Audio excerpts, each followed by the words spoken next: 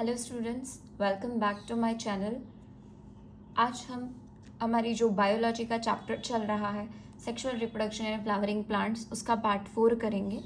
हमारा आज का जो टॉपिक है वो है pistil, megasporangium and embryo sac. ठीक है, तो अब हमने जैसे कि कल पढ़ा था, पिस्टल की जगह स्टेमन था, मेगास्पोरेंजियम की जगह माइक्रोस्पोरेंजियम था, और यहाँ पे था पोलन ग्रेन। तो हमने वैसे ही सब कुछ मेल का पढ़ लिया था। अब हम आज सारा का सारा फीमेल का डिस्कस करेंगे। स्टूडेंट्स, तो पिस्टल स्टार्ट करने से पहले मैं आपको ये भी समझाऊंगी, और ये आपको पता है ऑलरेडी, बट ये स्टार्ट करने से पहले हम थोड़ा बेसिक नॉलेज रहती है। मैंने ऑलरेडी आगे एक्सप्लेन किया था कि गाइनोशियम जो है वो फीमेल रिप्रोडक्टिव ऑर्गन होता है। Groups of pistil is also known as walls of pistil is also known as gynoecium, हमने पढ़ रखा है। अब गाइनोशियम में दो कंडीशंस होती है, या तो सिंगल कार्पेल सिंगल पिस्टल होगा, या तो मल्टी कार्पेल मल्टी पिस्टल्स, बहुत सारे पिस्टल्स होंगे। ठीक है, तो अगर एक कार्पेल है तो उसे बोलते हैं मोनोकार्पेलरी, क्योंकि मोनो का मतलब होता है एक, कार्पेल का मतलब होता है पिस्टल। ठीक है, और मल्टी कार्पेलरी तब बोलेंगे जब एक से ज्यादा कार्पेल्स होंगे। अब मल्टी कार्पेलरी में देयर आर टू कंडीशंस कि या तो वो फ्यूज्ड होगा या तो वो फ्री होगा। फ्यूज्ड यानी कि एक दूसरे के साथ अटैच्ड होंगे, कुछ इस तरीके से आपके पिस्टल्स होंगे, like let it be like this, सारे के सारे फ्यूज्ड होंगे, राइट। और एपोकार्पस मतलब कि फ्री होंगे, like they are free, fused नहीं होंगे, फ्री होंगे। समझ में आया? तो ये कुछ टर्मिनोलॉजी है जो आपको समझ में आनी चाहिए, आपको क्लियर होना चाहिए। ऑलरेडी आपने 11th स्टैंडर्ड में पढ़ लिया है, बट एक बार रिविजन मैंने करवा दिया। अब हम यहाँ से शुरू करेंगे पिस्टल, फिर female reproductive organ and embryo sac.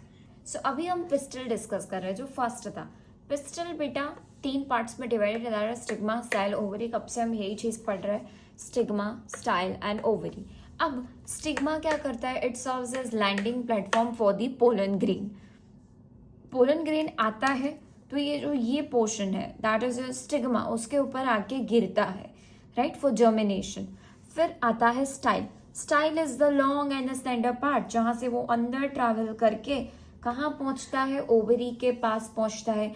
यहाँ से ये अंदर आएगा और फिर यहाँ ओवरी के पास पहुंचेगा। जो ट्यूब लाइक स्ट्रक्चर है, जो पाइपलाइन जैसा पानी के साथ है वैसे काम करता है, उसको हम बोलते हैं स्टाइल। ओवरी क्या है, ovary is the basal bulged part. Bulge मतलब फुला हुआ, है ना, पार्ट है। इसके अंदर ये क्यों फुला हुआ है, क्योंकि इसके अंदर है बेटा ओवेरियन कैविटी, एंड इस ओवेरियन कैविटी को हम क्या बोलते हैं, लोक्यूल। Very good.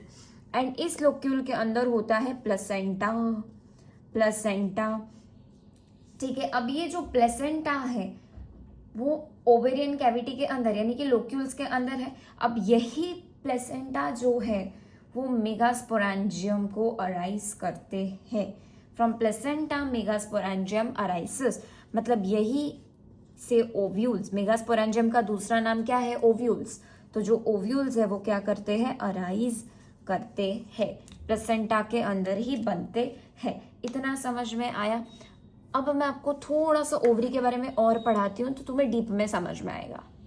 तो अब हम ये जो पढ़ रहे हैं उसमें आपको मैं ओवरी थोड़ा सा डिटेल में समझाऊंगी कि बेसल बल्ज्ड पार्ट है, मतलब ये आपने पढ़ा, ये आपने पढ़ा, और यहाँ पे एक बल्ज्ड पोर्शन है जिसके अंदर होती है ओवेरियन कैविटी। इस ओवेरियन कैविटी के अंदर होता है प्लेसेंटा।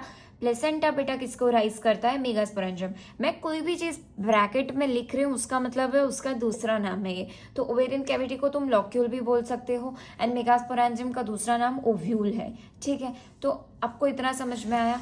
अब मैं आपको ये चीज समझा रही हूँ, ओव्यूल्स मतलब मेगास्पोरेंजियम। ठीक है, अगर एक है किसी भी के अंदर एक मेगास्पोरेंजियम है, एक ओव्यूल है, तो उसके क्लासिक एग्जांपल्स आपकी एनसीईआरटी ने बताए तो आपको याद होने चाहिए, एमसीक्यूज में आते हैं। That is wheat and mango, and more than one है तो वाटरमेलन एंड ऑर्किड्स। ये एग्जांपल्स प्लीज लर्न कर लेना, ये एमसीक्यू में आते हैं कि अगर एक मेगास्पोरेंजियम है तो examples are wheat and mango, more than one है तो वाटरमेलन एंड ऑर्किड्स। तो अब हम आगे बढ़ेंगे। ओके स्टूडेंट्स, तो ये एक एनाटोपस ओव्यूल है, ये आपके एनसीईआरटी में भी ये डायग्राम बना हुआ है। जैसे हमने माइक्रोस्पोरेंजियम में जैसे हमने वॉल्स ऑफ माइक्रोस्पोरेंजियम पढ़े थे, फिर हमने एंथर देखा कि कहाँ पे एक्चुअली माइक्रोस्पोरेंजियम है, उसी तरीके से हम यहाँ पे मेगास्पोरेंजियम यानी कि ओव्यूल को पढ़ेंगे। एंड ट्रस्ट मी, ये 4 मार्क्स का क्वेश्चन है, इसकी जो मैं रिप्रेजेंटेशन अभी करवाऊंगी तुम्हें, राइट, वो भी तुम्हें याद रखना है एंड उसका हम मीनिंग भी पढ़ेंगे, वो मैं इसके बाद वाली स्लाइड में डाल दूंगी, तो वो भी आपको याद रखना है। दोनों ही मिलके आपका 4 मार्क्स का एक क्वेश्चन है, तो आपको वो याद रखना है। तो चलिए अभी हम साथ में लेबल करते हैं। This region is known as hilum. I am so sorry, मेरा हाथ टच हो गया। Now this region is known as funicle. This region, ये जो पोल जैसा खुला सा ओपनिंग दिख रहा है, this opening is known as micropyle और माइक्रोपाइलर पोल भी बोल सकते हो। This is your outer integument and उसके अंदर वाला तुम्हारा हो जाएगा इनर इंटीग्यूमेंट। तो ये उसी तरीके से इनर इंटीग्यूमेंट, ये न्यूसेलस, ये वाला रीजन न्यूसेलस है, ये एम्ब्रियोसेक है और ये चलाजा पोल है। अभी आपके लिए ये सिर्फ वर्ड्स को लर्न करना ही बहुत इंपॉर्टेंट है। और अब मैं आपको इसका मीनिंग समझाऊंगी, ठीक है। इसकी डेफिनेशंस जो भी कुछ होगा वो हम इसकी नेक्स्ट स्लाइड में पढ़ेंगे। सो यही सारे पार्ट्स अभी मैंने आप लोगों ने देखा होगा, यही सारे पार्ट्स मैंने ओव्यूल में आप लोगों को दिखाए थे। अब आप अपनी एनसीईआरटी साइड बाय साइड रख सकते हो। हियर्स द डायग्राम, ठीक है, तो आप इसको आसानी से कंपेयर कर सकते हैं। ओके, अब आप देखिए फ्यूनिकल, या फिर आप वीडियो रिवाइंड करके भी देख सकते हैं। फ्यूनिकल, बेटा जो ओव्यूल है, आपका ओव्यूल प्लेसेंटा से अटैच्ड है एक छोटी सी स्टिक के साथ, एक छोटी सी डंडी के साथ, उसे हम बोलते हैं फ्यूनिकल, ठीक है। एक छोटी सी स्टिक है जिससे एक छोटी सी पाइपलाइन जैसा स्ट्रक्चर है, जिससे आपका ओव्यूल और प्लेसेंटा जॉइंट है। जैसे ह्यूमंस में अम्बेलिकल कॉर्ड है, उसी तरीके से प्लांट्स में फ्यूनिकल है। तो आप ये रीजन ध्यान से देखिए, फ्यूनिकल कि प्लेसेंटा और आपका ओव्यूल जिससे कनेक्टेड है, उस रीजन को हम बोलते हैं फ्यूनिकल। अब जो ओव्यूल है और ये फ्यूनिकल जो है, उसकी बॉडी जिस एरिया पे फ्यूज करती है उसे बोलते हैं हाइलम। समझ में आया? फ्यूनिकल किसे बोलते हैं? ओव्यूल प्लेसेंटा से किसी चीज से अटैच्ड है उसे फ्यूनिकल बोलते हैं। ओव्यूल की बॉडी जब फ्यूनिकल से मिलती है, फ्यूज होती है, तो उसे हम हाइलम बोलते हैं। इंटीग्यूमेंट्स क्या है? प्रोटेक्टिव लेयर्स है, 2 है, आउटर एंड इनर। न्यूसेलस क्या है? This is not nucleus, this is nucellus, ठीक है। यहाँ पे फूड रिजर्व मटेरियल यानी कि खाना स्टोर होता है। और ये रीजन कहाँ पे है? न्यूसेलस कहाँ पे है? Enclosed with in the integuments. आपने देखा था एक इंटीग्यूमेंट था, आउटर इंटीग्यूमेंट, इनर इंटीग्यूमेंट, उसके अंदर this region is your nucellus, this region is your nucellus. आपने देखा था, राइट? वो रीजन क्या था? न्यूसेलस था, जहाँ पे फूड रिजर्व मटेरियल होता है। वो क्या करता है? Provides nutrition to the embryo. आगे माइक्रोपाइलर पोल। माइक्रोपाइलर पोल क्या है? ओपनिंग है।